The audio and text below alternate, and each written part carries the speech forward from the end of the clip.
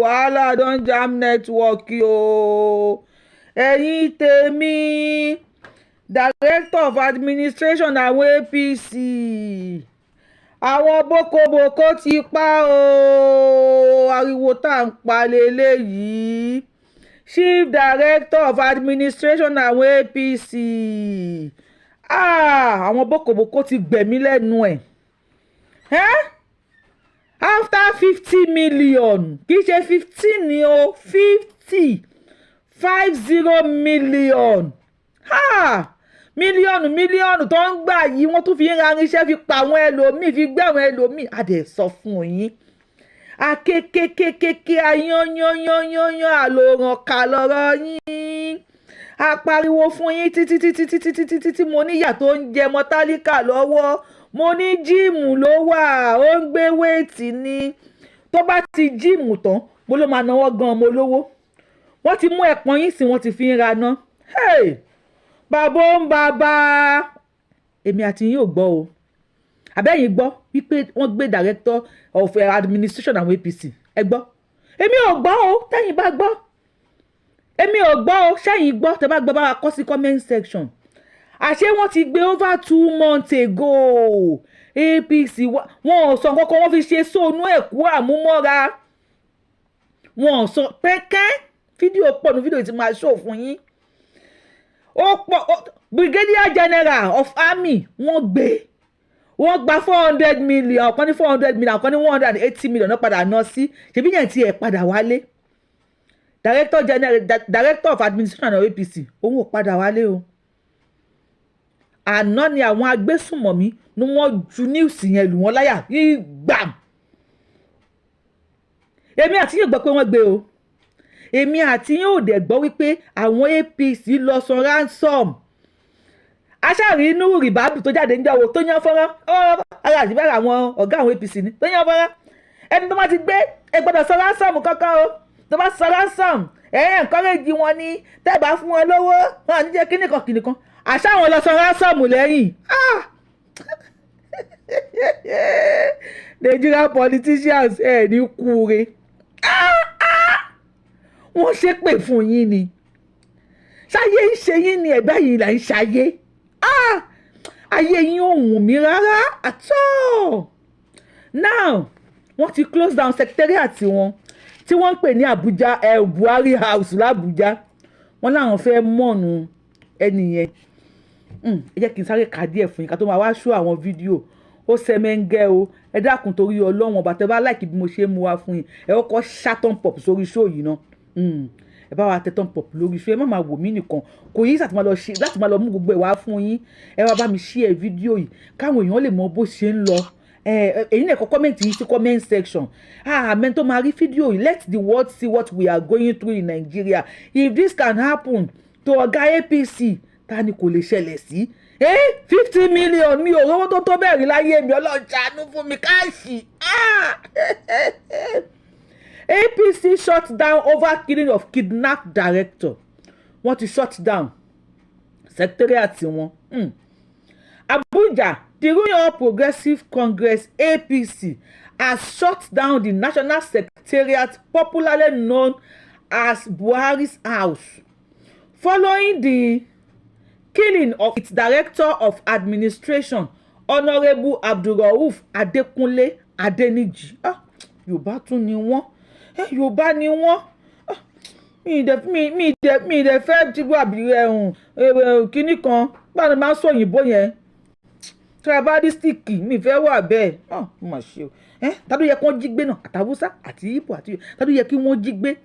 Tádó yẹ kí wọ́n pa. If this man know this one will happen to him, I believe he will have speak up. Vanguard gathered that the deceased, who was kidnapped weeks ago, was reportedly killed last month. Àṣé wọ́n tàn wọ́n ni. The kidnappers were said to have cancelled the news of his killing, even while still negotiating for the payment of 50 million naira ransom. They negotiated. They were negotiating with them back to back. Iye báyìí la máa san, iye báyìí la máa san. Wọ́n wá sọ èèyàn di panla. Ẹja Titus tí wọ́n ná lórí 50 million. Àwọn yẹn ní kó lọ mú 50 million wá. Lẹ́yìn tó gba 50 million wọ́n ṣẹ̀ṣẹ̀ wá jùlù wọn lẹ́yà rí gbàm wípé àwọn mọ̀mọ́ tàn yín ni, táwọn mọ̀mọ́ tíríkì yín ni. Àwọn ti pa láti last week, láti last month, pé àwọn ò fẹ́ kó pẹ́ lórí igbá. Èèyàn ń sìn wọ́n ní wọn ò fẹ́ kí èèyàn pẹ́ lórí igbá mọ́. Tó bá pẹ́ tálíkà ní bóde fẹ́ 50. The kidnappers were said, okay, the APC memo title, Secretariat Closure.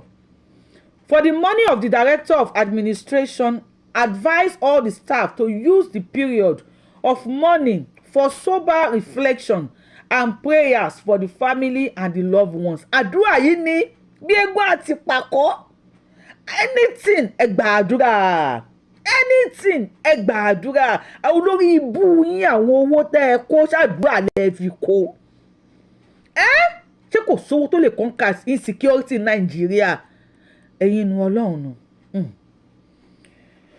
The memo reads, the National Secretariat has approved the closure of National Secretariat from all party works activities with immediate effect till Monday 14th April 2025.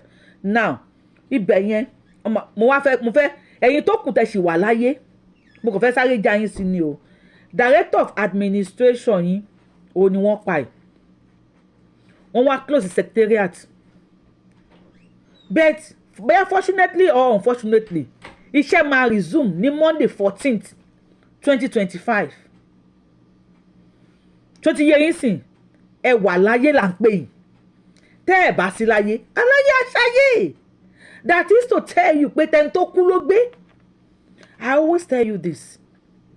This man, Mr. Odumepe Yoruba, Mr. Adeniji, was yesterday survivor ni wọ́n. Because wọ́n ti pa wọ́n. Well, he was once a survivor. Today now, he is a victim. Today victim, we are yesterday survivor.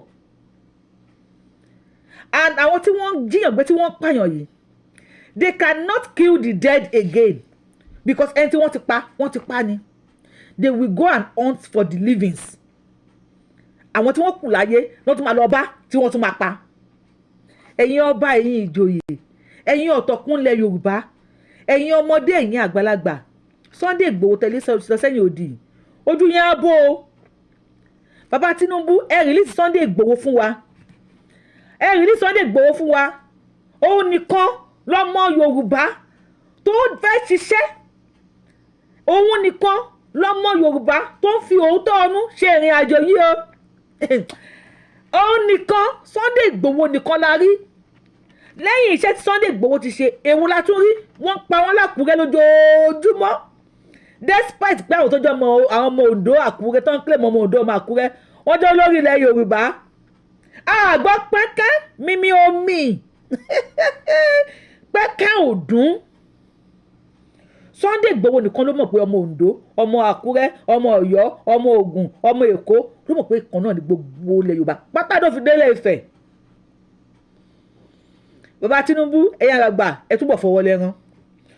Ẹ ṣáà ti gbọ́ pé ìpa wọn ní Plateau. Máa play video governor Plateau fún yín. Òun náà ti bọ́ta. Ó ní Plateau, ó ní wọ́n fẹ́ wipe away àwọn ethnics kan ni. Ẹ dákun tó bá wipe àwọn èèyàn ìwé ìtàn. Ta ló kù tí wọ́n ní wipe away? Mo ń bọ̀, lot of videos wà níbi tẹ̀ máa wò. So iṣẹ́ máa bẹ̀rẹ̀ padà.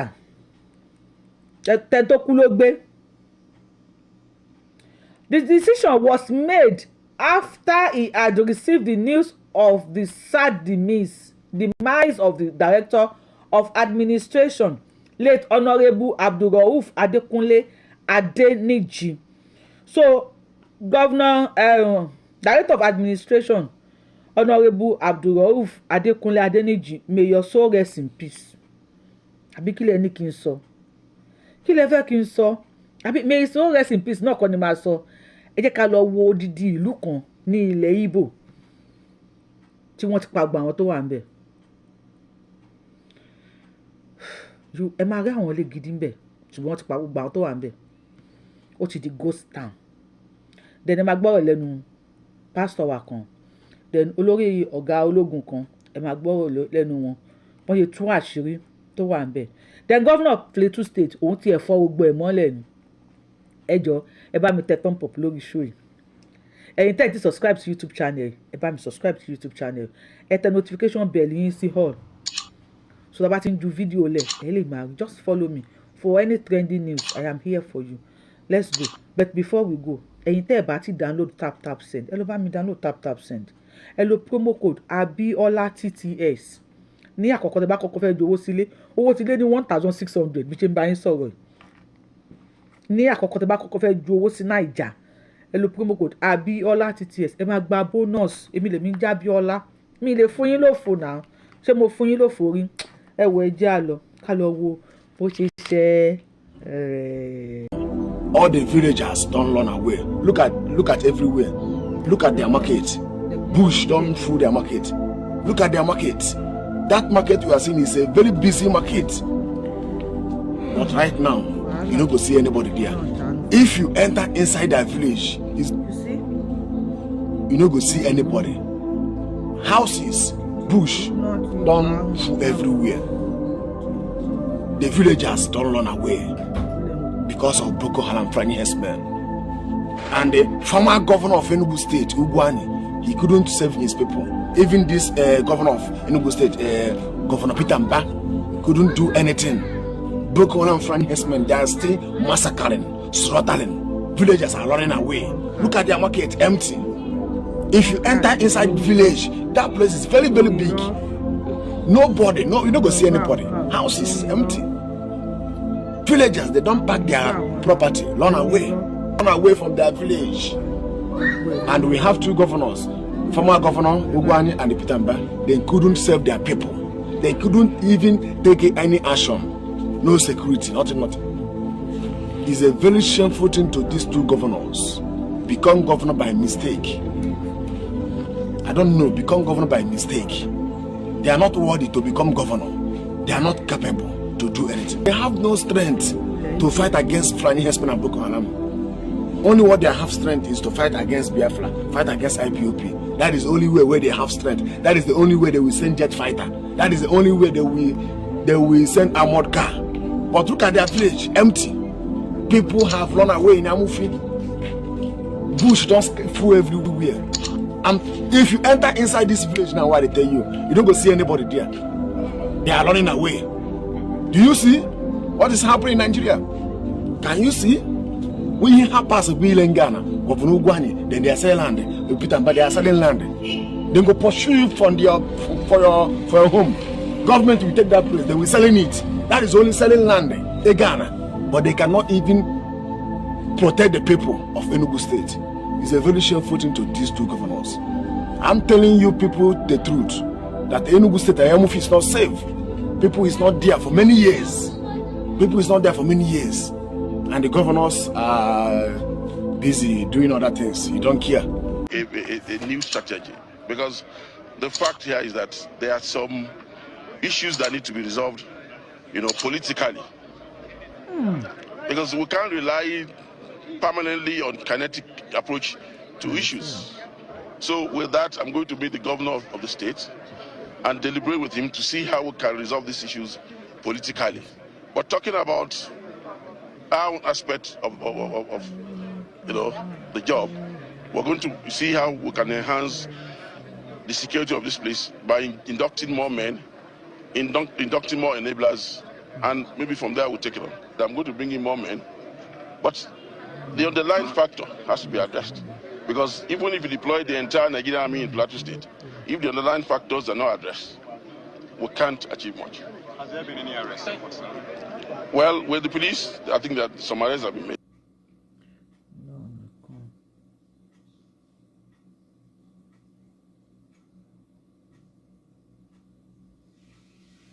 Hey?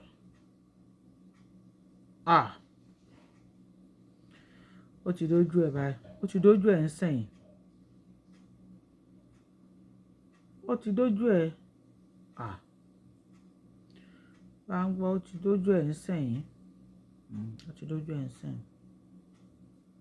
Now, what we are hearing and what people of that community, what they are saying is that there are plans to wipe out a particular tribe, their own people, sounding as though there is a deliberate attack of intentions of genocide. As a governor, do you see this kind of pattern occurring? If Bokos was largely attacked in December of 2023, a day before Christmas, and again 6 communities in the same local government area, it's just about an hour, 20 minutes drive from just the capital city of the state. Does it look like a genocide? Because genocide simply means wiping out a group of people. Does it look like there is a deliberate effort at an attack on this group of people? Yeah, Sharon, thank you very much. To be honest with you, these attacks are not new. They've been going on for the last 10 years or more. It's just that they were never brought to national attention. In Bokos particularly, Bokos is one of God's gifts to Plateau State. Beautiful landscape, great mineral deposits, and so, but it's a very treacherous terrain.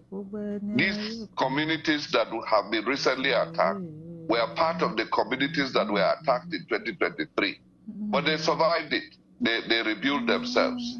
The Rui community that was first attacked lost about 17 people in 2023, but they bounced back to show you the resilience of the people. Now, if these kind of attacks have been going on for close to 10 years, it tells you a story that there is a deliberate, conscious attempt to clean out populations, and for what reason other than to reoccupy. As I'm talking to you, there are not less than 64 communities that have been taken over by bandits on the plateau between Bokos, Barkiladi, and Riom local governments. The Yoruba indigene. I want to talk to you all. And I want you to listen and accept what I'm about to say. I said they're already usurping you from your villages all over Yoruba states. In Ogun State, Osun State, Ondo State, Anambra State, even Anambra State, even the Igbo lands as well. People are already entering those places. And they're already overtaking you people in your various states. What we are saying right now, this is not about religion. Christian, whether you're a Christian Muslim, or you're a Muslim, and we are Yoruba traditional worshippers, this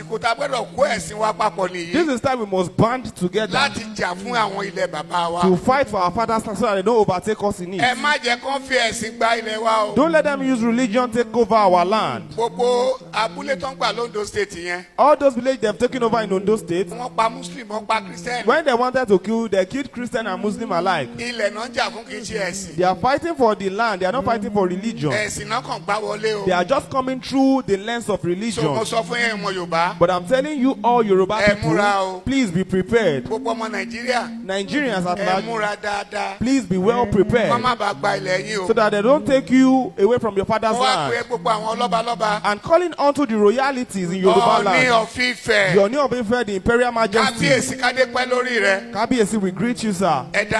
Please talk about this. The new Alaafin, please talk about this. All the kings in Ondo State, the kings in Lagos, Oyo, Oshun, please talk about this.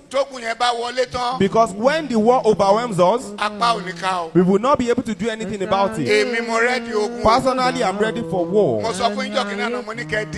told you the last time that you should fortify yourself. Some people will say, why will a pastor utter that kind of statement? Please go and fortify yourself.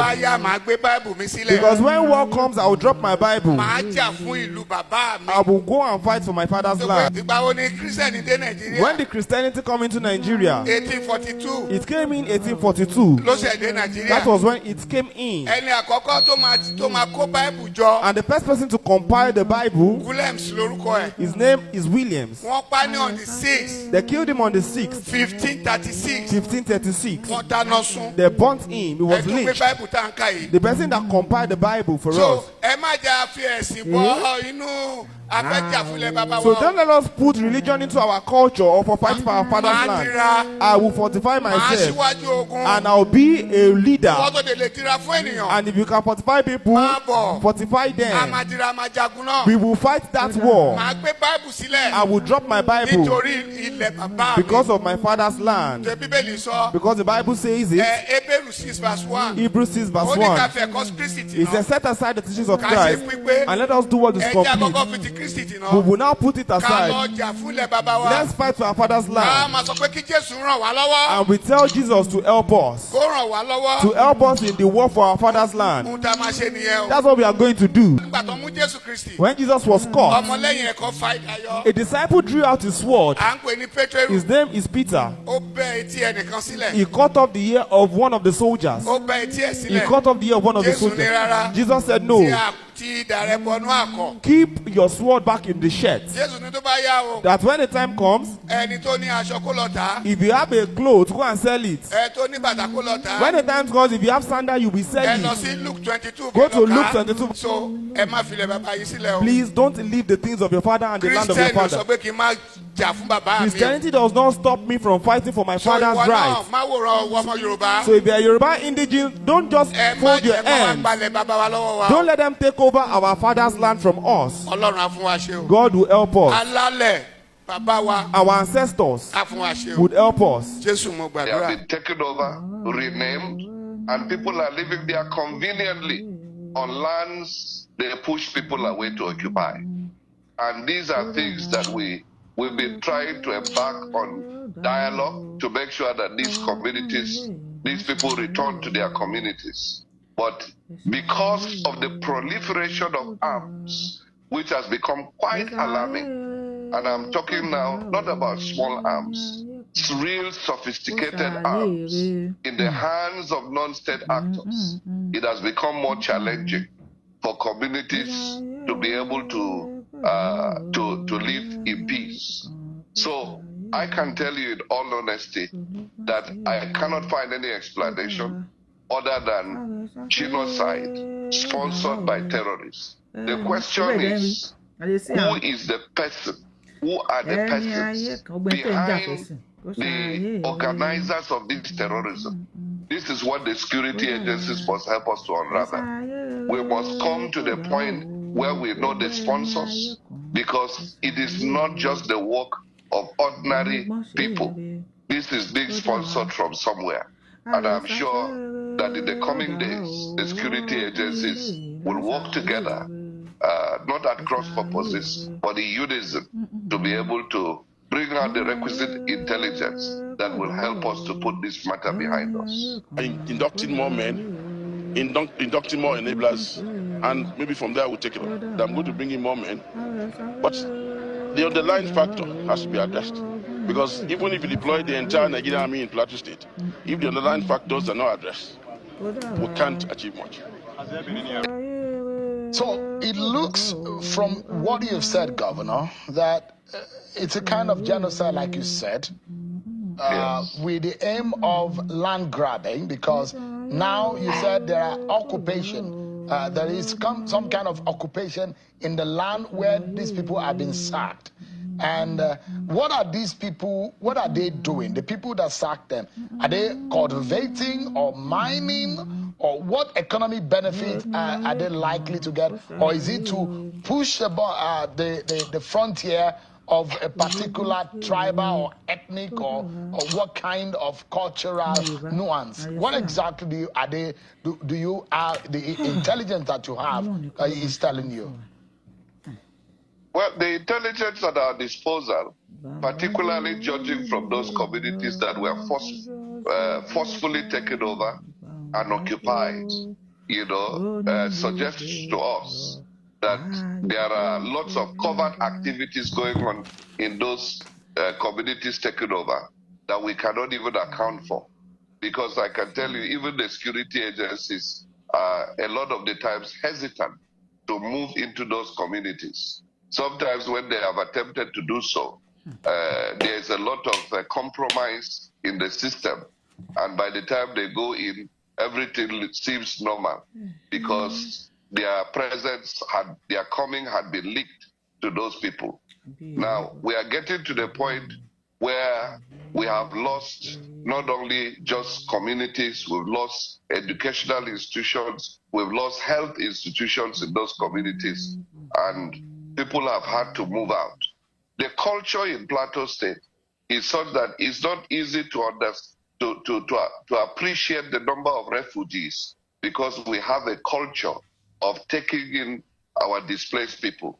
So quite a number of displaced people have been taken in by their relations in other communities. And that is why it doesn't appear as if it is such a crisis.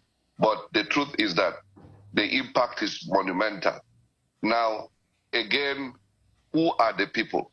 Very critical question, Shegun. Who are these people? What is their target? What is their aim? At the moment, since we cannot be able to go in and verify their activities are covered, and we therefore, but what we know is that there's a lot of illegal mining going on in some of those communities, which is not accounted for, officially in the federal government data.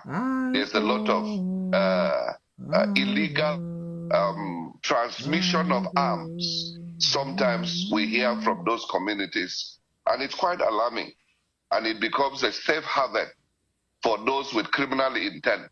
When they go into such communities, it's difficult for security agencies to go in and fish them out. One thing I must point out, Sheun, is the failure of the criminal justice system. In the past, people have been arrested, but they seem to have backers at the top, and they get released. This time around, a few arrests have been made, and we are determined to ensure that if indeed these are the right culprits, that they are truly brought to book once and for all. Governor, I can imagine what is going on in your mind right now. You have the title, the chief security officer, the chief executive, the governor of the state, but it appears that there are some encumbrances, some things that are stopping you from being able to act in full capacity. I'm wondering what exactly you feel right now. If you have the powers, what would you have done differently? Because if you have occupation on your land by people who are unnamed and unidentified as of now on the Nigerian territory, non-state actors, how does it make you feel? Have you made an attempt at moving in? Yeah, thank you, Sheun. This brings to the fore the national debate about state police. I am an unrepentant champion of state police. But that is not to suggest that the current security forces are not doing their best. I want to thank the Inspector General of Police. I want to thank the Chief of Army Staff and all the other security agencies. But you see, by their terms of engagement, they are supposed to react. They are supposed to react. It is on very rare occasions where they are allowed to be proactive. So when you even have intelligence that this could possibly happen, it is sometimes all they can do is to sit and watch until the attack happens. Now, this is why many communities are beginning to take laws into their hands. If we don't give them confidence that the state can protect them, then at the end of the day, they will find a way of protecting themselves, which we want to avoid by all means. That is why we have always believed in working through the conventional security forces. But what about the vigilante groups? What about the setup, the state-sponsored security network? I was going to come to that. Even that, the Operation Rainbow, which the bandits have been trying to give it a bad name in order to hang it. It's a reinforcement agency. What they do is that they aid the conventional security forces. They don't operate on their own. They still have to work with the conventional security forces. What we are trying to do now is to give them more training so that when the conventional security forces do their bit and move out, at least they can hold the ground.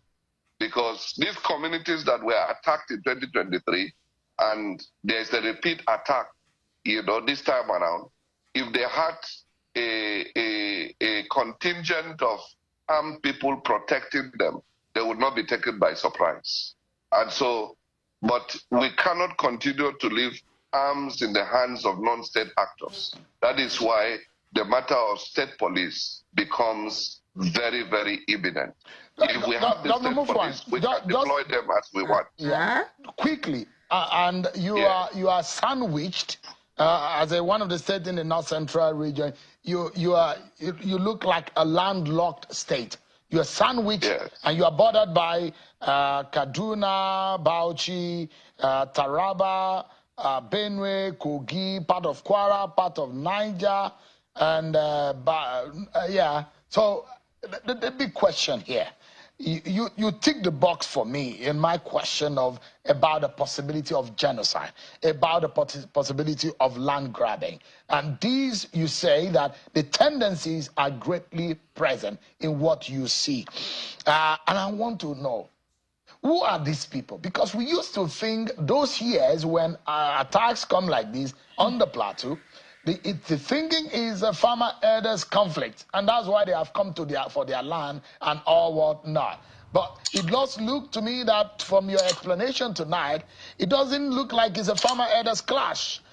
Who are these people? What tribe are they? What language are they speaking? Can we call a spade and say, these are the people? Because there is an international dimension, which I will be asking you a question about, so that the world we know what we are facing and we can call a spade a spade. Who are these people? What language do they speak? Or are they one of you in Plateau State who have become terrorists? Thank you, Sheol. Like you rightly pointed out, Plateau is landlocked, surrounded by Kaduna, Nasarawa, Bauchi. Now, a lot of these bandits crisscross from some of those states. You find that we also have boundaries with Taraba, with Gombe. And there is a cross-border banditry that takes place. Now, banditry in Nigeria has come to be associated with herdsmen, with cattle rearing. The two go together. They seem to go together. So, I have not met one of those people on one, but what people who have come under the attacks have told us, that sometimes these people cannot even speak any Nigerian language. That is the truth. So they are some kind of aliens. They are non-Nigerians. Some of them are non-Nigerians, but some of them, I tell you, they migrate from the northwest. My people, how far? Share enjoy video, àwọn videos tẹ́rí yẹn. Bí Nàìjíríà ṣe ń lọ lọ́wọ́lọ́wọ́ ènìyàn. Tó bá ń gbọ́ má dira o, ikú pa ẹ́. Kí la fẹ́ fi dira báyìí nísìn?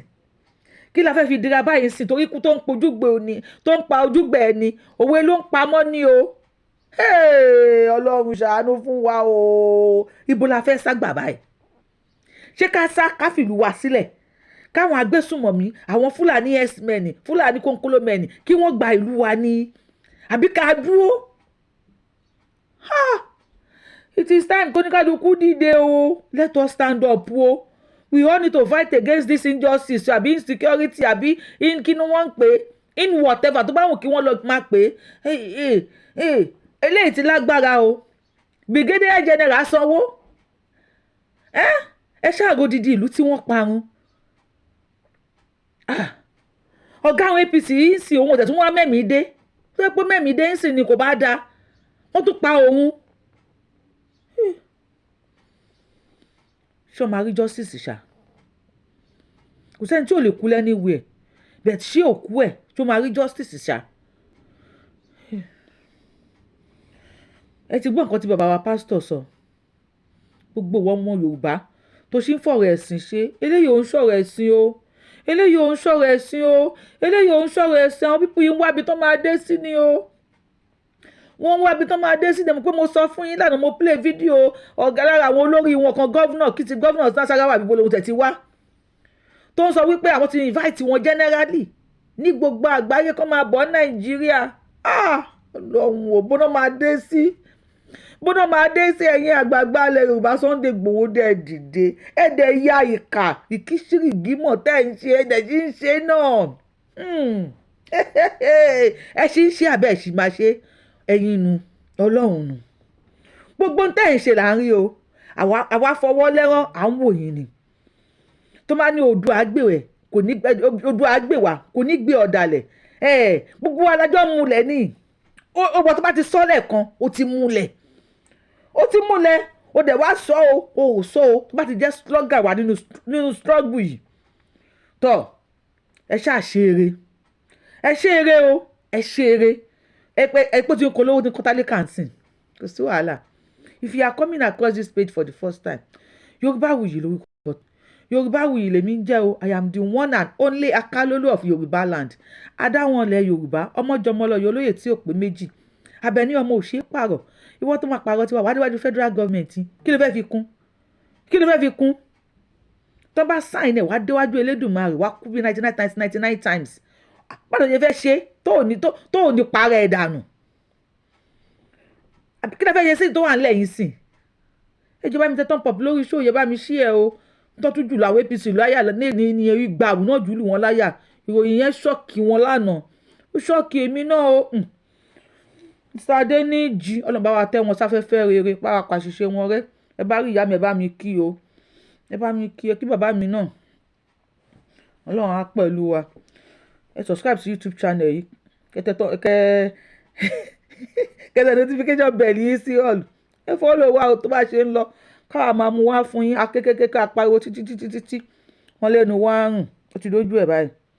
Àbí kò dójú ẹ̀? Ó ti dójú ẹ̀ ń sẹ́yìn. Àṣà dáàdì mi Tinubu ọmọ olódòdó. Ṣé bá wa gbúrò bàbá wa o?